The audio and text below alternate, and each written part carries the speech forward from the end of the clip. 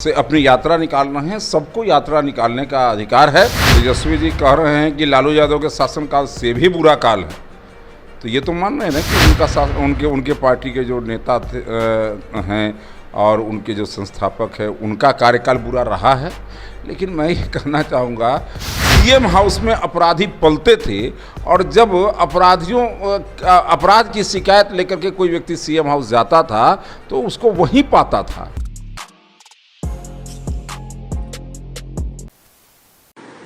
कार्यक्रम हो रहा है चिराग पासवान की आशीर्वाद यात्रा।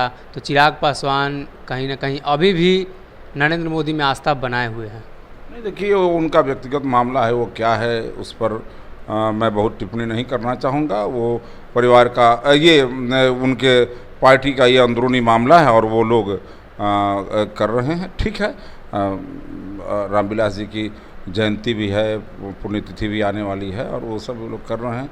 और इस मामले को हमारा केंद्रीय नेतृत्व बेहतर रूप से देख रहा है और इसलिए मैं इस पर कोई बहुत टिप्पणी करना नहीं चाहूँगा। सर, बिहार की राजनीति में दो युवा हैं। बताया जा रहा है कि तेजस्वी यादव की पार्टी भी आज युवा हो गई 25 साल की, और तेजस्वी यादव भी युवा कहते हैं, चिराग पासवान भी युवा कहते हैं और कहते हैं कि बिहार को बदल देंगे।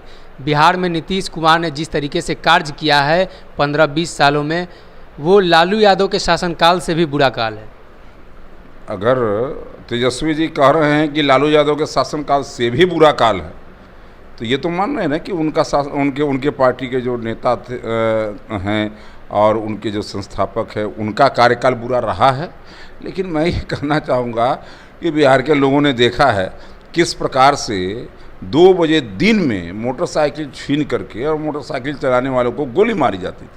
सीएम हाउस में अपराधी पलते थे और जब अपराध की शिकायत लेकर के कोई व्यक्ति सीएम हाउस जाता था तो उसको वहीं पाता था। ये सब सरकार के संरक्षण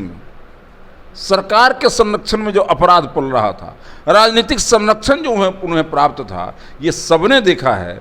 और मैं समझता हूँ कि जिस प्रकार से इतने कम आयु में जो राजद के युवराज हैं, और इस युवा जो आपने कहा कि राजद भी अब युवा हो चुका है 25 साल का, तो इस राजद के जो ये जवानी पर चढ़े हुए इस राजद के जो युवराज हैं, कृपा करके वो तरीका बताएं कि किस प्रकार से इतने जल्दी रातों रात जो है सो इतना धनी हो जाया जाता है, इतना संपत्तिशाली हो जाया जाता है। बिहार का हर युवा उस हुनर को जानना चाहता है और जान करके खुद संपत्तिशाली होना चाहता है। और मैं चाहता हूं हम लोग ऐसे ही राजनीति करते हुए सड़क पर है। तेजस्वी जी अगर कुछ ऐसा हुनर बताएं कि हम लोग भी जो सो ये हो जाए। सबसे बड़ी बात है कि आज स्थापना दिवस के अवसर पर अगर एक काम वो करते तेजस्वी जी कि उनके घर में जो बेनामी संपत्ति है, जिस संपत्ति के पर आज ईडी और सीबीआई लगी हुई है, उसको घोषित करते बिहार के लोगों के सामने और ये कहते कि ये जो है सो कि नाजायज संपत्ति है, चाहे जिस कारण से भी अर्जा गया, हम सरकार को समर्पित करते हैं और हम जो क्या कहते हैं बिहार की जनता की सेवा में लगेंगे। और ये अगर कहते तो कम से कम सरकार को बुलडोजर का जो खर्चा लग रहा है उस पर ये तो नहीं करना पड़ता। और ऐसे लोग क्या बात करेंगे जिनको थोड़ा सा अवसर मिला, उप मुख्यमंत्री बने तो घोटालों की श्रृंखला फिर शुरू कर दिया। सर, आप चिराग पासवान को आशीर्वाद दीजिएगा। आज उनका आशीर्वाद यात्रा है और कहीं ना कहीं आपके साथ उनका अच्छा संबंध था। देखिए, यात्राएं सब निकलती है, राजनीतिक उद्देश्य से निकलती है, उनका अपना उद्देश्य है। वो बिल्कुल अपने उद्देश्य से अपनी यात्रा निकालना है। सबको यात्रा निकालने का अधिकार है, वो करते हैं। भारतीय जनता पार्टी का नेतृत्व इसके लिए सक्षम है कि हमको क्या करना है, नहीं करना है, और नेतृत्व इस पर निर्णय लेगा। तो हमारे साथ थे अखिलेश जी। इन्होंने साफ साफ बताया कि राजद काल में जिस तरीके से भ्रष्टाचार और अपराध हो रहे थे, उन तमाम मुद्दों को राजद को अब देखना चाहिए।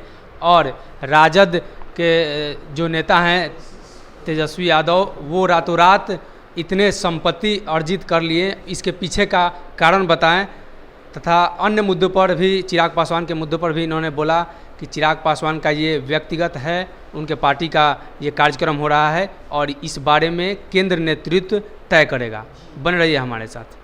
अगर ये वीडियो पसंद आई और वह बिहार के राजनीति और बिहारियत से सरोकार रखेनी तो सब्सक्राइब बटन दबा के चैनल के सब्सक्राइब कर ली। ओजे एगो घंटी बा, ओकरा बटन दबा देला से कुल सटीक और मारक खबर रुआ मुफ्त में मिल जाई। अगर रउआ पत्रकारिता के हमनी के नया प्रयोग में सहयोग कर चाहतनी तो ज्वाइन बटन दबा दी। पेटीएम नंबर नोट कर ली 9386816700। धन्यवाद।